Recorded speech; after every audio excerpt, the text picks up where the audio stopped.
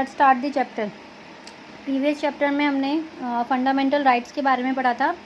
Last topic जो हमारा था वो था culture and education rights.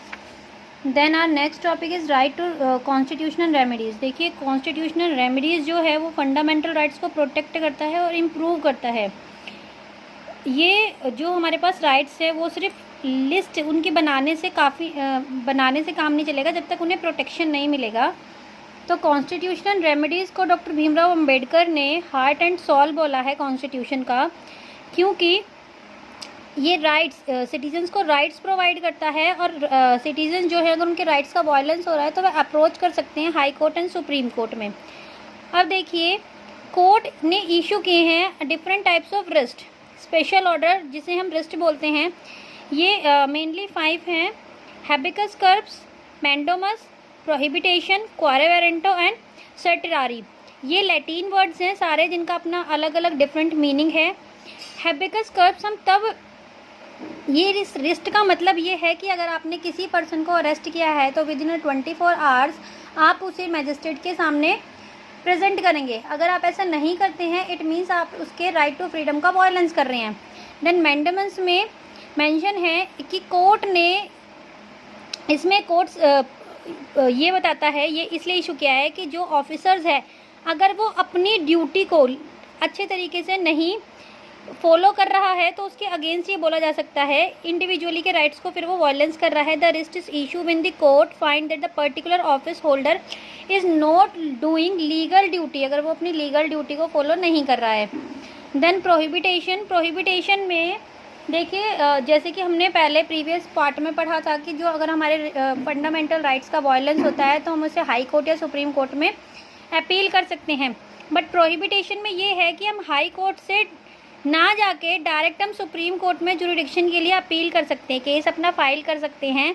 But इसे बाद में बताऊंगी, पहले ये देखिए सर्टेरियो में क्या बोला गया है कि अगर हाई कोर्ट में कोई फंडामेंटल से राइट से रिलेटेड कोई केस गया है और हाई कोर्ट के थ्रू वो उसका सॉल्यूशन नहीं हो पाया, तब वो हायर अथॉरिटी को जैसे कि सुप्रीम कोर्ट को ये ट्रांसफ़र करते हैं। तो इसमें क्या होता है, बिफोर एक्शन, यानी कि हाई कोर्ट में जाने से पहले ही सुप्रीम कोर्ट इसमें एक्शन ले लेगा। आप डायरेक्ट सुप्रीम कोर्ट में अपील कर सकते हैं, लेकिन इसमें हाई कोर्ट से अगर हाई कोर्ट अगर उसे वो नहीं कर पा रहा, उसकी प्रॉब्लम का सॉल्यूशन नहीं कर पा रहा है, तो हम उसे हायर अथॉरिटी को आगे ट्रांसफ़र कर सकते हैं। अब ये है कि केस की इम्प्रूवमेंट के लिए अब है क्वारे वारंटो। इसके अंदर जो पर्सन है, जो भी ऑफिसर्स पर्सन है, अगर वो अपनी पोजीशंस के अलावा एक्स्ट्रा पावर्स का यूज़ कर रहा है, मान लो वो पोजीशन उसे प्रोवाइड नहीं है लेकिन उस पावर का वो यूज़ कर रहा है, तो उसके अगेंस्ट इसमें एक्शन लिया जाता है। अब ये तो हमारे गवर्नमेंट के थ्रू अप्रूव्ड है, जो गवर्नमेंट हमें रिस्ट डॉक्यूमेंट प्रोवाइड करता है इनके थ्रू, लेकिन इसके अलावा भी नेशनल कमीशन माइनॉरिटीज़ है, national commission women's, national commission on schedule caste etcetera. इसके अलावा इंस्टीट्यूशन बहुत से ऐसे हैं जो प्रोटेक्ट करते हैं ह्यूमन राइट्स को, माइनॉरिटी को, दलित को। NHRC गवर्नमेंट के थ्रू एस्टैब्लिश की गई है जिसमें कि फंडामेंटल राइट्स को प्रोटेक्ट किया जाता है। देन हमारा नेक्स्ट टॉपिक इज NHRC। देखिए NHRC क्या है, ये नेशनल ह्यूमन राइट कमीशन है, 1993 में इसे फॉर्म्ड किया गया था गवर्नमेंट के थ्रू। NHRC कमीशन को जो फॉर्म करते हैं वो chief justice of supreme court and chief justice of high court ने इसे फॉर्म करते हैं। इसके अलावा इसमें 2 अलग मेंबर्स होते हैं जिन्हें नॉलेज होती है ह्यूमन राइट्स से रिलेटेड। देन ये जो कमीशन के जो फंक्शंस हैं, ये इंक्वायरी करते हैं, पिटिशन प्रेजेंट करते हैं विक्टिम से रिलेटेड जो कि उनके ह्यूमन राइट का वायलेंस हुआ है। देन इसके अचीवमेंट, इसमें अचीवमेंट बताए गए हैं 2 जगह का, एक तो पंजाब का और एक गुजरात रियासत के बारे में बताया गया कि अचीवमेंट इन्होंने हासिल किया था। देन इनकी कुछ लिमिटेशन भी हैं। लिमिटेशन ये है कि NHRC सिर्फ केस, मतलब NHRC किसी को पनिश नहीं कर सकता। NHRC सिर्फ इसके लिए केस अपील कर सकता है कि हमारे ह्यूमन राइट का या फिर इंडिविजुअली पर्टिकुलर सिटीजन के ह्यूमन राइट का वायलेंस किया जा रहा है, ये किसी को पनिशमेंट नहीं दे सकता। Then our next topic is DPSP, directive principle of state policy. इसमें स्टेट से रिलेटेड कुछ पॉलिसीज़ इम्प्लीमेंट कराई गई हैं। देखिए, जब हमारी कंट्री इंडिपेंडेंट हुई थी तो हमारी कंट्री के मेन मोटिव थे इक्वालिटी एंड सिटीजन्स की वेलबींग, जिसमें कि हमें डेमोक्रेसी को भी इम्प्लीमेंट करना है। तो हम किस तरीके से अपनी प्रॉब्लम का सॉल्यूशन करें। तो स्टेट से रिलेटेड कुछ पॉलिसीज़ बनाई गई थी, लेकिन देखिए जिस तरीके से फंडामेंटल राइट का वायलेंस होने पे हम सुप्रीम और हाई कोर्ट में अपील कर सकते हैं, इसमें नहीं कर सकते। डायरेक्टिव प्रिंसिपल में ऐसा कुछ भी नहीं है। ये एक तो नॉन जस्टिबल है, ठीक है, ये जुडिशरी के थ्रू साइड से इन्फोर्स नहीं किया गया है, लीगली इन्फोर्सेबल नहीं है ये।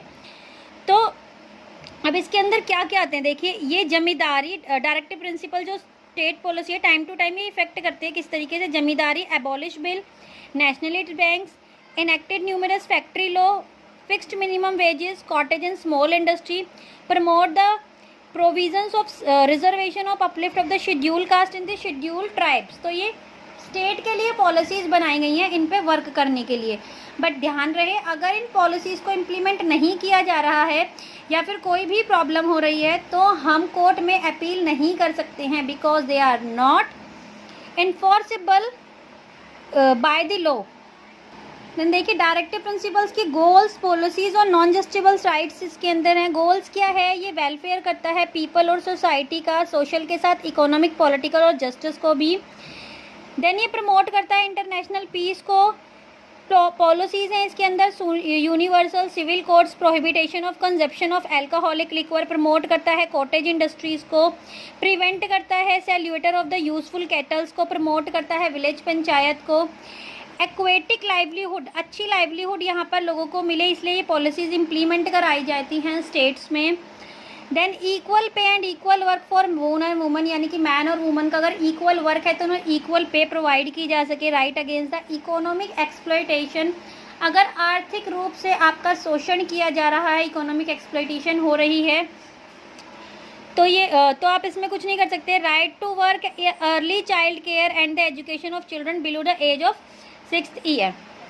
Then our next topic is relation between the fundamental rights and directive principle. अब इन दोनों के बीच रिलेशन क्या है, देखिए ये दोनों ही जो हैं ये कॉम्प्लीमेंट्री हैं एक दूसरे के लिए। फंडामेंटल राइट जो है वो रिटेन करता है गवर्नमेंट्स के लिए, इसमें डायरेक्टिव प्रिंसिपल्स एक्सॉर्ट करता है गवर्नमेंट को कि किस तरीके से काम करना है। फंडामेंटल राइट को मेनली प्रोटेक्ट किया जाता है इंडिविजुअल राइट्स के लिए, लेकिन जो डायरेक्टिव प्रिंसिपल हैं उसे सोसाइटी या गवर्नमेंट के वेल बीइंग के लिए कराया जाता है।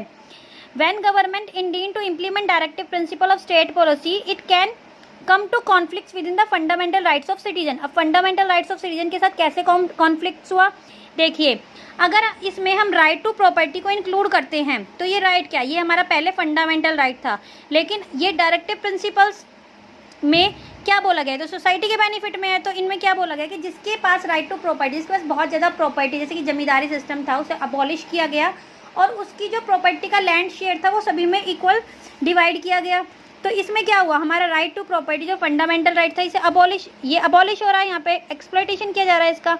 तो इससे रिलेटेड जैसे कि अबॉलिश जमींदारी सिस्टम, वॉयलेट किया जा रहा है राइट टू प्रॉपर्टी का, तो इससे रिलेटेड बहुत सारी डिबेट्स हुई थी, बहुत सारे आर्ग्यूमेंट्स हुए थे। देन फाइनली ये डिसाइड किया गया राइट टू प्रॉपर्टी को हम फंडामेंटल राइट से रिमूव कर देंगे। This related to amendment of constitution. देखिए केशवानंदा भारती केस है, केशवानंदा भारती केस में सुप्रीम कोर्ट ने डिसीजन लिया था इस चीज़ से रिलेटेड थी कि basic feature constitution of these can not be change by the parliament. Parliament में जो चीज़ें ऑलरेडी जो चीज़ें कॉन्स्टिट्यूशन में ऑलरेडी इंक्लूड है उन्हें हम चेंज नहीं कर सकते, लेकिन अमेंडमेंट के थ्रू हम उसमें चेंजेस ला सकते हैं। अब केशवानंदा भारती केस जो कि सुप्रीम कोर्ट में गया था, इसमें रिलेटेड ये था कि ये एक मठ के हेड थे, बहुत टाइम से एक मठ है केरल में, बहुत टाइम से ही उसके हेड थे। तो कुछ टाइम बाद गवर्नमेंट क्या देखती है कि इससे हमारी इकोनॉमिक कंडीशन में बहुत हेल्प मिलेगी, तो गवर्नमेंट इसे अपने अंडर में लेने के लिए बात करती है।